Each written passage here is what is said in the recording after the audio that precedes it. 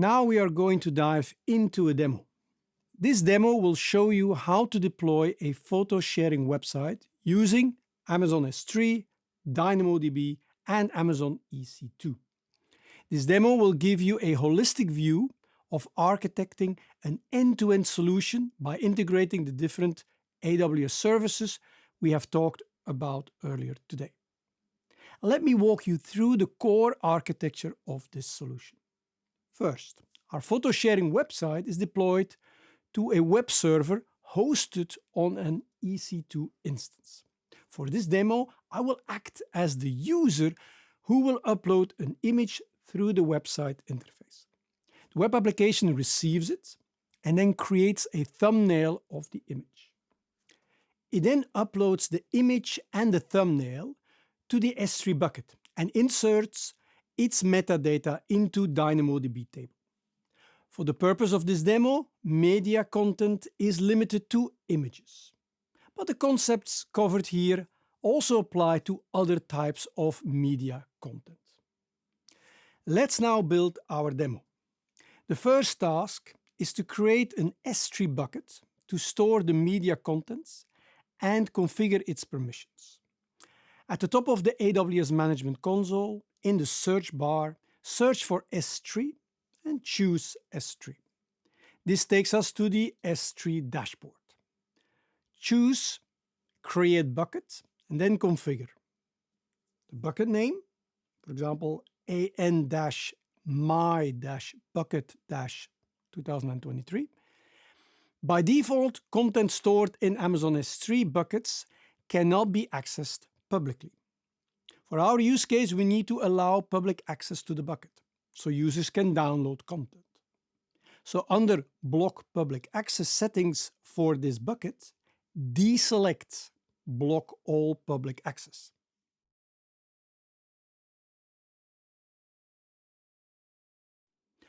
Acknowledge the security warning by selecting I acknowledge that the current settings might result in this bucket and the objects within becoming public.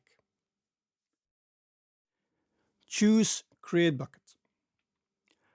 While we want to allow downloads from the bucket, we don't want to allow users to list the contents of the bucket or delete any objects. Amazon S3 enables you to manage access to objects and buckets using bucket policies to configure permissions. We will now create a bucket policy to configure permissions for our S3 bucket.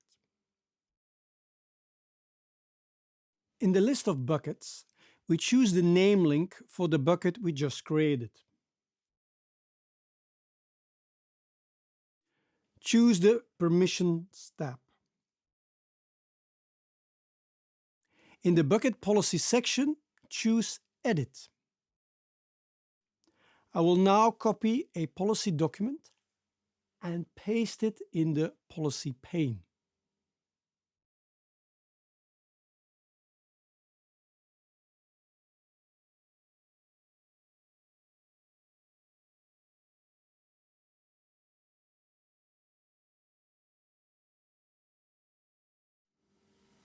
And we click on Save Changes.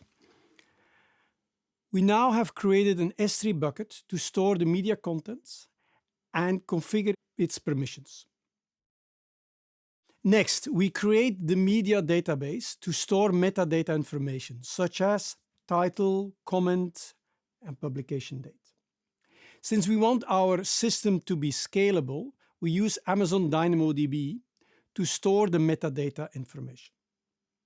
At the top of the AWS Management Console, in the search bar, search for DynamoDB and choose DynamoDB.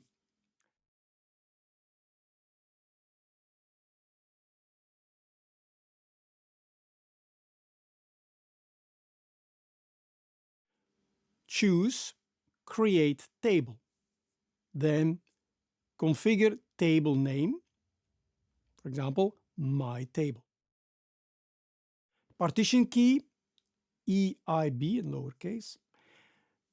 Choose Create Table. The table we created is listed under Tables and its status displays as creating. Next task is to create our web server and deploy our photo sharing website to the web server. But before we launch our EC2 instance, we need to create a basic Amazon Virtual Private Cloud or VPC network. This VPC will be used to launch our EC2 instance.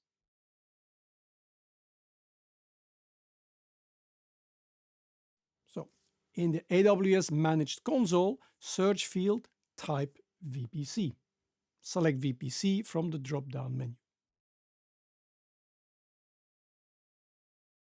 We are going to create a VPC with a single public subnet.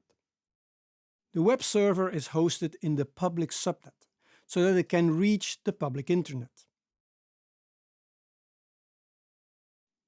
In the left navigation pane, choose your VPCs.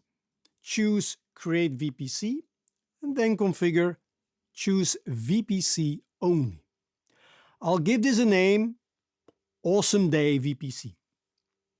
Allocate an IP version 4 CIDR block as 10.0.0.0/16. Choose Create VPC. Next, create a public subnet. In the left navigation menu, choose Subnets. Choose Create Subnet, and then configure the VPC ID, Awesome Day VPC. Give our public subnet a name, for example, public 1. For the availability zone, select the first AZ in the list. And for the IPv4 CIDR block, choose 10.0.0.1/24. And choose Create Subnet.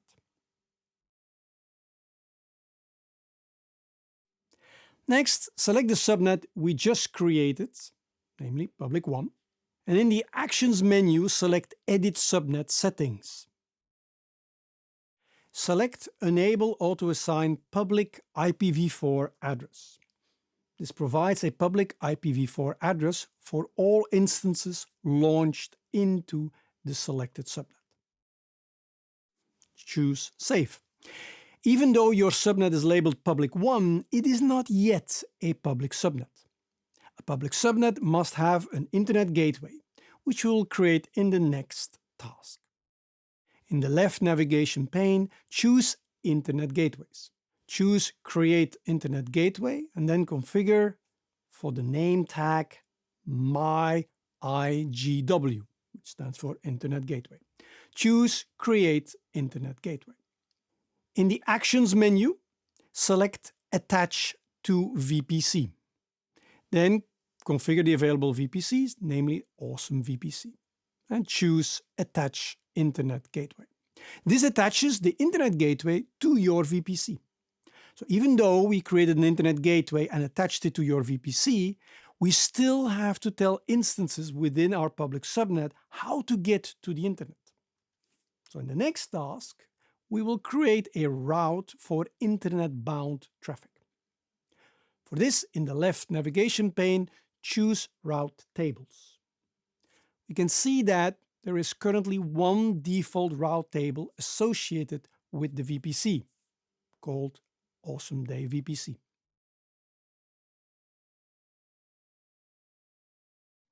Within the Routes tab in the lower half of the page,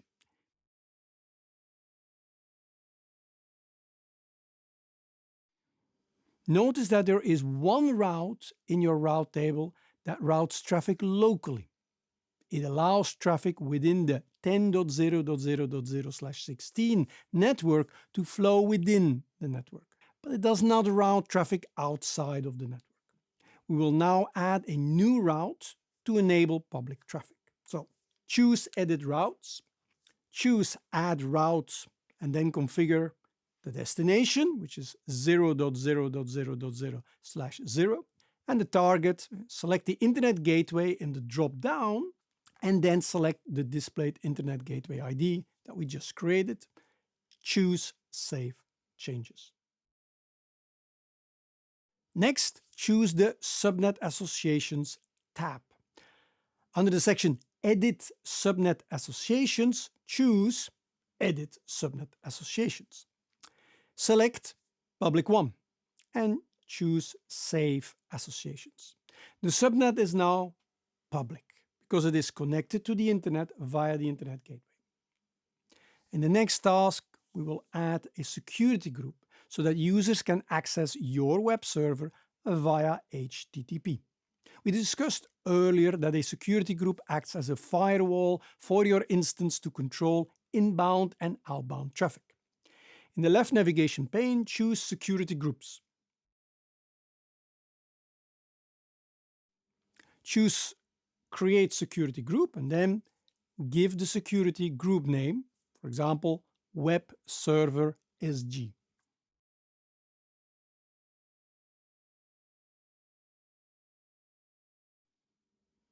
As a description, set Allow HTTP traffic. For VPC, select our AWSome Day VPC. And under the inbound rules, choose Add Rule. Type will be HTTP. The source, Anywhere IPv4.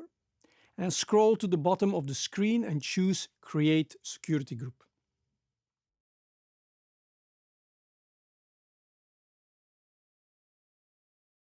Security group is now successfully created. When we launch an EC2 instance in the next task, we will associate this security group to the EC2 instance. Now, from the AWS Management Console, use the AWS search bar to search for EC2. Select EC2 from the drop-down menu. And from the menu, select Instances and choose the Launch instance. From here, we will configure the launch details of my new instance. I'll give this a name, which will be My Photo Website.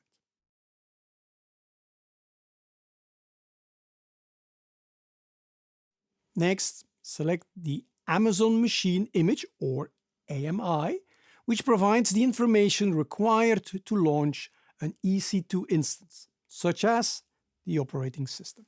The Quick Start list contains the most commonly used AMIs. You can also create your own AMI or select an AMI from the AWS Marketplace, an online store where you can sell or buy software that runs on AWS. In this case, we will choose the latest version of Amazon Linux 2. Next, we will select the instance type. Since this is a simple web application, we will choose an instance type that is most appropriate for a typical web server. We will go with T2 Micro, which has one virtual CPU and 1 GB of memory.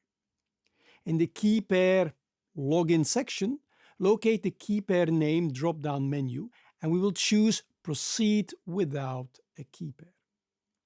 Amazon EC2 uses public key cryptography to encrypt and decrypt login information. To log into your instance remotely, you must create a key pair. Specify the name of the key pair when you launch the instance and provide the private key when you connect to the instance. However, in this example, we will not be connecting remotely to the instance, so we do not require a key pair. In the Network Settings section, choose the Edit button and make the following selections. For VPC, choose the VPC with the name that contains AWSome Day VPC. For subnet, choose the subnet with the name that contains Public Subnet 1.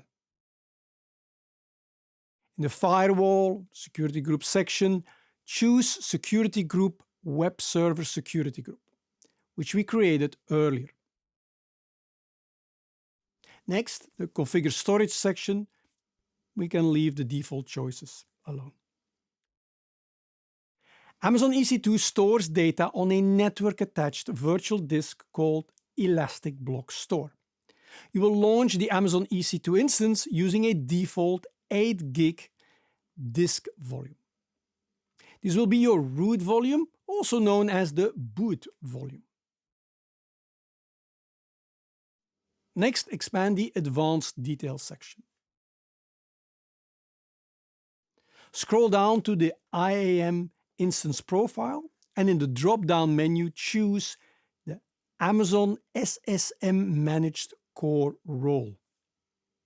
This role is associated with IAM policies that grants any application running on the EC2 instance access to both S3 and DynamoDB. Scroll down to the Termination Protection drop-down menu and set it to Enable. This will prevent the instance from being accidentally terminated. Scroll all the way to the bottom until you see a field for user data. When you launch an instance, you can pass user data to the instance that can be used to perform common automated configuration tasks and even run scripts after the instance starts. Your instance is running Amazon Linux, so you will provide a shell script that will run when the instance starts. We will copy a pre-written script and paste it into the user data field.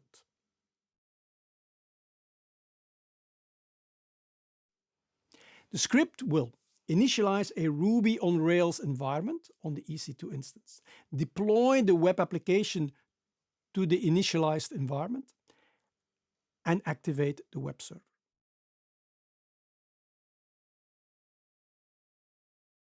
Now choose Launch Instance.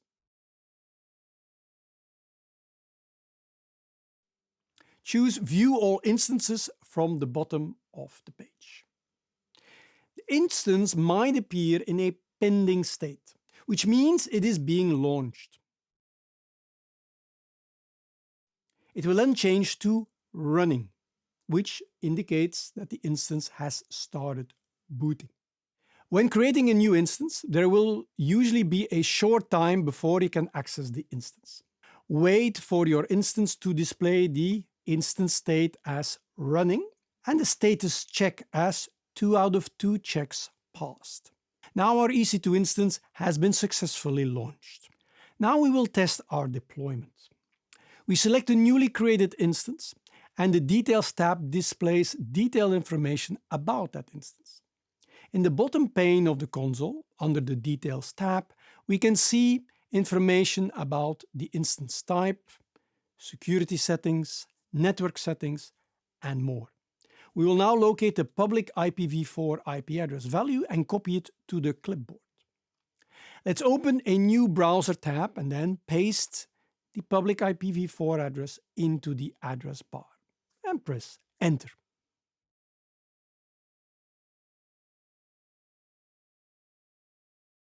Our photo sharing website is successfully launched. Let's now add an image to the application by choosing New and then providing the title, a description, some tags, and then add an image file.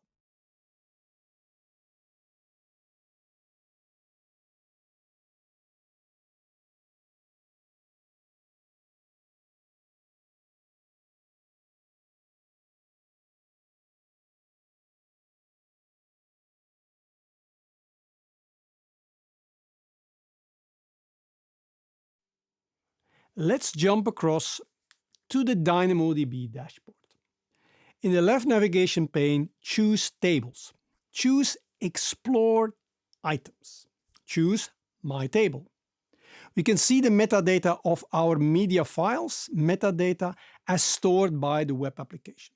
We can also check how media files have been stored in the Amazon S3 bucket. Let's navigate to the S3 dashboard. Choose the name link of your bucket, an-my-bucket-2023. We can see the list of image files uploaded by the application in the bucket along with the thumbnail images. Congratulations, we have successfully deployed and tested our web application. In the above solution, we have seen how to deploy a photo sharing website using Amazon EC2, Amazon DynamoDB, and Amazon S3.